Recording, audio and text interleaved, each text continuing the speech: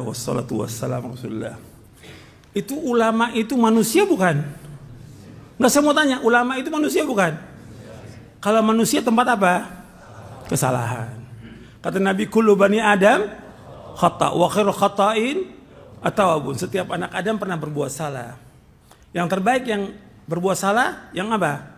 Taubat kepada Allah. Sekarang saya mau tanya, sahabat nih yang Nabi katakan khairun nas, ada nggak sahabat salah? Ada nggak sahabat salah?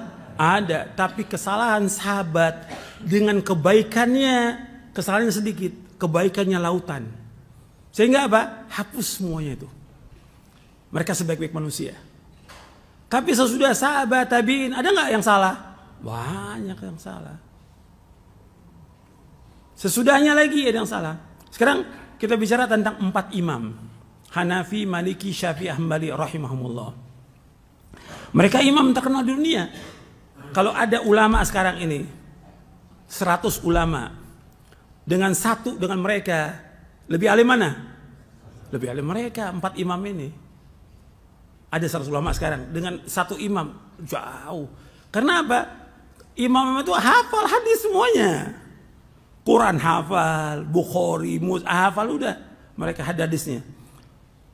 Meskipun mereka di zaman itu belum dikumpulkan Sahih Bukhari kata seperti Imam Hanafi, Maliki dan yang lain. Tapi mereka hafalkan hadis.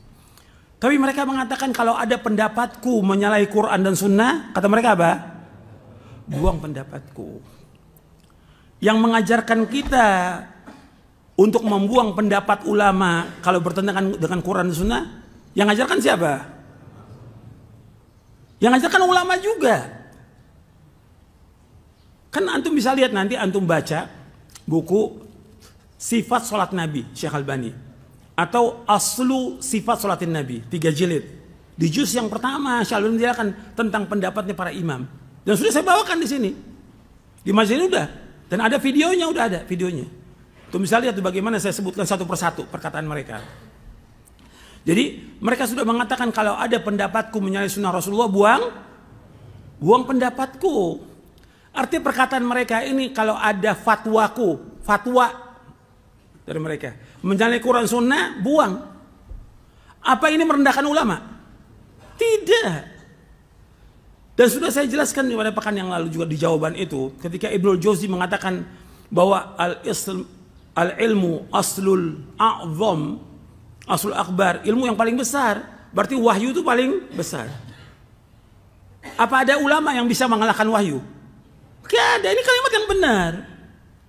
Cuma setan ini berusaha bagaimana terus menggoda gitu. Termasuklah kepada ustadz-ustadz ini. Merendahkan ulama. Sama sekali saya nggak merendahkan ulama. Justru saya mengangkat apa di sini? Mengagungkan apa? Dalil Al-Quran wa Sunnah ala fahmi salaf. Yang saya tegaskan, saya tekankan, berpegang teguh kepada Quran dan Sunnah ala fahmi salaf. Itu yang wajib kita junjung tinggi. Adapun perkataan ulama, kalau bertentangan Quran harus kita tolak semuanya. Siapapun dia orangnya. Itu harus ingat itu. Quran dan Sunnah lebih tinggi dari semua yang ada. Ini wahyu Allah. Al-Quran dan Sunnah. Ada ulama sebesar apapun kalau menyalahi Quran Sunnah wajib kita tolak. Itu nas. Jelas tuh. Ibnu Abbas saja menolak ketika ada perkataan Abu Bakar dan Umar berkaitan dengan haji tamattu. Tolak. Kalau bertentangan dengan siapa? Dengan Rasulullah SAW.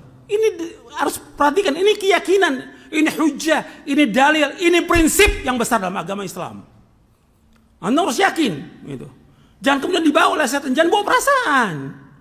Rusak agama dengan perasaan. Menghinakan ulama, saya nggak pernah menghinakan ulama. Antum lihat buku-buku saya. Saya bawa pendapat para ulama, jelaskan. Setelah siapa? Setelah Quran dan Sunnah dulu nomor 1, baru perkataan ulama. Bukan ulama dulu yang kita bawa, Quran. Yang kita wajib berpegang teguh, yang kita tidak akan sesat selamanya selama kita berpegang kepada apa? Quran dan Sunnah. Taraktu fikum amraini lan tadillu ma tamassaktum bihima, kitaballah wa sunnati. Aku tinggalkan 2 perkara yang kalian tidak akan sesat selama berpegang 2 perkara itu. Al-Quran dan Sunnah. Diperhatikan nih. Ini kadang-kadang bawa perasaan, nanti dikembangkan lagi oleh setan. Menghinakan ulama. Saya nggak pernah menghinakan ulama. Saya mengajak orang kepada Quran dan Sunnah ala fahmi salaf. Bukan kepada perkataan ulama. Ulama sudah mengatakan kalau ada pendapatku salah, buang. Apa ulama itu maksum? Tidak ada yang maksum ulama. Kalau ada fatwa ulama salah, ada nggak? Banyak, ribuan fatwa ulama salah, ada. Gak ada masalah, itu manusia. Tapi dalil harus kita pegang. Oh, ulama itu apa salah? Aduh, antum lihat deh, baca deh. Bagaimana? Imam Syafi'i aja ada qaul qadim, ada qaul jadid. Kesalahan mereka ada, wajar sebagai manusia. Dan mereka enggak dihukum oleh Allah karena ijtihadnya, kan mereka sudah beristihad. Idza ijtahadal hakimu fa asaba falahu ajran wa idza ijtahada fa akhta falahu ajrun wahid. Ini hadis sahih Bukhari Muslim. Apabila seorang hakim, seorang ulama dia berijtihad, kemudian dia benar ijtihadnya, dapat berapa ganjaran? 2. Kalau dia berijtihad, kemudian dia salah, dia dapat berapa? 1 ganjaran. Tapi boleh nggak kita ikut pendapat dia yang salah? Nggak boleh kita ikut. Antum kalau mau baca lagi tentang bagaimana pembelaan para ulama kepada ulama, antum baca bukunya Syekhul Islam Ibnu Taimiyah. Antum catat tuh, Raf'ul Malam Anil A'immatil A'lam. Raf'ul Malam Anil A'immatil A'lam. Ketika Syekhul Islam menyalahkan ulama ini nggak ada masalah. Karena dengan apa? Dengan ilmu. Kalau pendapatnya salah, masa mau dibela? Ada fatwa yang salah, masa mau dibela fatwanya? Ada nggak ulama dalam berfatwa salah? Banyak. Nggak boleh kita ikut ketika dia salah. Apalagi berkaitan dengan nama orang, pribadi orang dari ulama Ahlussunnah. Karena ada fatwa ulama berkaitan dengan pribadi orang yang dia akidahnya Ahlussunnah wal Jamaah, akidah salaf. Dituduh apa mereka?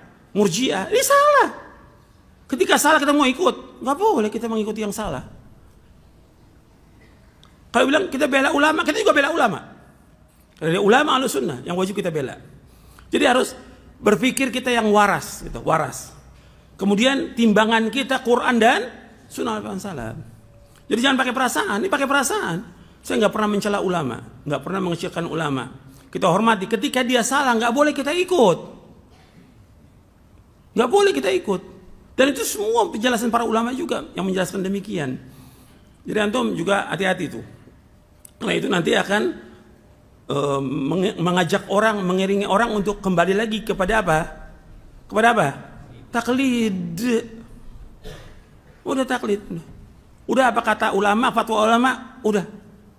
Ini ada dalil. Oh, kita tolak dalil. Karena udah. Yang ada sekarang kan gitu.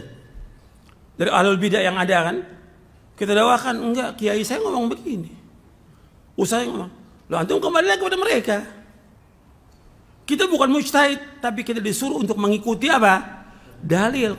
Yang Allah perintahkan dalam Al-Quran, ikuti apa? Dan sudah saya bawakan dalilnya. Baik dalam surah Al-Baqarah, Al-Isra, Al-An'am. Sudah saya bawakan kemarin dalilnya. Tinggal coba antum renungi lagi. Gitu. Antum dengar lagi videonya, coba dengar lagi. Tapi dengan pikiran yang waras, ya waras itu. Dengan hati yang jernih, tidak ada hasad. Antum nilai itu. Gitu. Kalau belum yakin lagi, baca buku saya berkaitan dengan itu. Di awal buku sifat wudu dan sifat sholat, nanti saya bawakan perkataan para imam. Antum baca tuh, sifat wudu dan sifat sholat. Yang diterbitkan oleh Pustaka Imam Syafi'i, ada tuh, di awalnya saya jelaskan. Bagaimana penjelasan para imam tidak boleh mengikuti pendapat mereka. Wajib mengikuti dalil. Jelas sampai sini? Mudah-mudahan bermanfaat. Wassallallahu ala Muhammadin sallallahu alaihi wasallam. Subhanakallahumma bihamdik asyhadu an la ilaha illa anta astaghfiruka wa atubu ilaik. Assalamualaikum warahmatullahi wabarakatuh.